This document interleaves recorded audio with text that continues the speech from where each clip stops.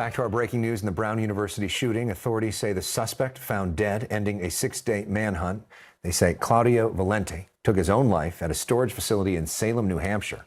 He was found with a satchel, 2 firearms, and evidence watching the crime scene. Officials also say Valente killed an MIT professor in Massachusetts days after the Brown University shooting. The 48-year-old Portuguese national was a former student at Brown. But it's still not clear why he may have targeted the university. The Providence mayor says 6 of the victims are now in stable condition. Joining me now live from Atlanta is Brown University student Connie Erdezain. Connie, thanks so much for being with us. Does the suspect being found dead give you and your fellow classmates any sense of closure? Hi, thank you so much for having me here tonight. I think to some extent it definitely does give us all some closure, particularly for students who are still on campus right now. I think it's good to know that they are safe and the shooter is no longer at large.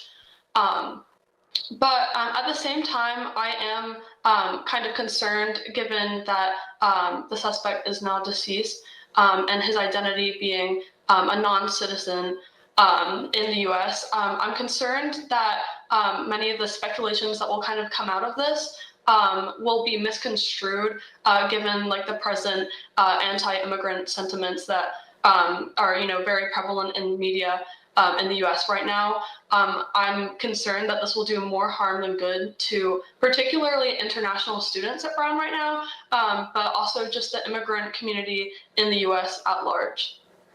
We had a very lengthy press conference, in fact, 2 different press conferences tonight. What was your reaction when watching?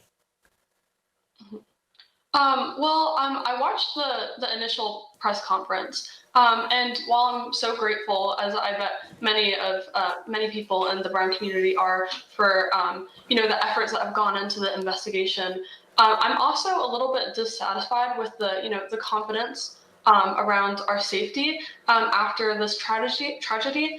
The governor referred to the shooting as these things happen, and that our safety was like kind of in good hands in Rhode Island, and I don't think that that's necessarily something that the Brown community needs to hear right now, or at least not the full picture of what's happening.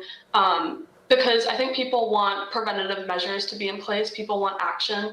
And given that this shooting was one of the first, if not the first, school shootings in Rhode Island, I think we all just want to hear that the state is doing more to protect our security in the future and prevent such gun violence from arising. I know you were in class with at least a few of the victims of this. I know you yourself had to shelter in place for 8 hours. Can you describe what the shooting was like for you and what it's been like talking to your fellow classmates over the last few days? So I was in the sciences library at the time, as were many other students studying for their finals.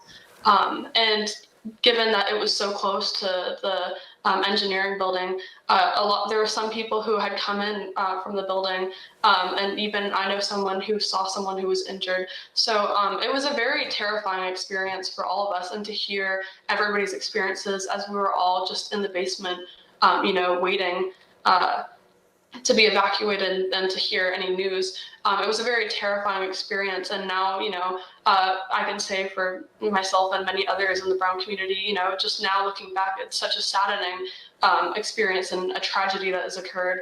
And I think that we all just kind of hope for more action to be in place, so then, these kind of tragedies can't continue, both in Rhode Island and across the U.S.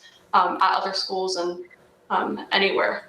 How are you processing this? And do you want to go back to school? Are you ready for that? How do you feel about returning? I think I'm still going through it as most of my classmates are too.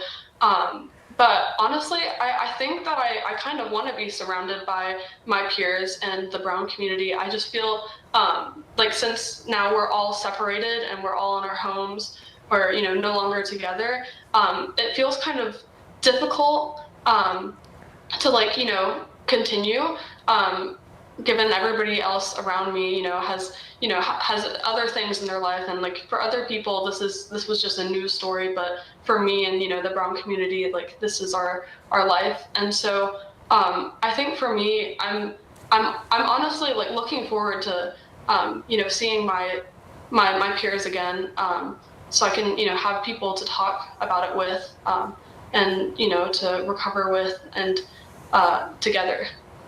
And to give a hug to, I would imagine as well. Yeah. Yeah. Connie, thank you so much for sharing. I'm so sorry that you had to go through this and join the growing club of American young people who have experienced a mass shooting at school.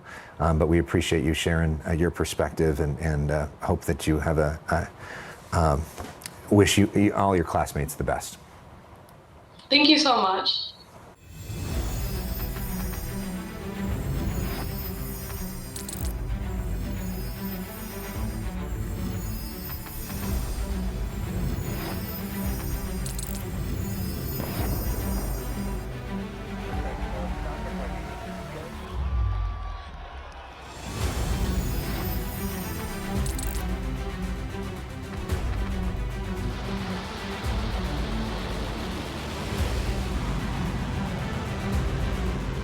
Fighting so long and so hard that they don't know what the they're doing.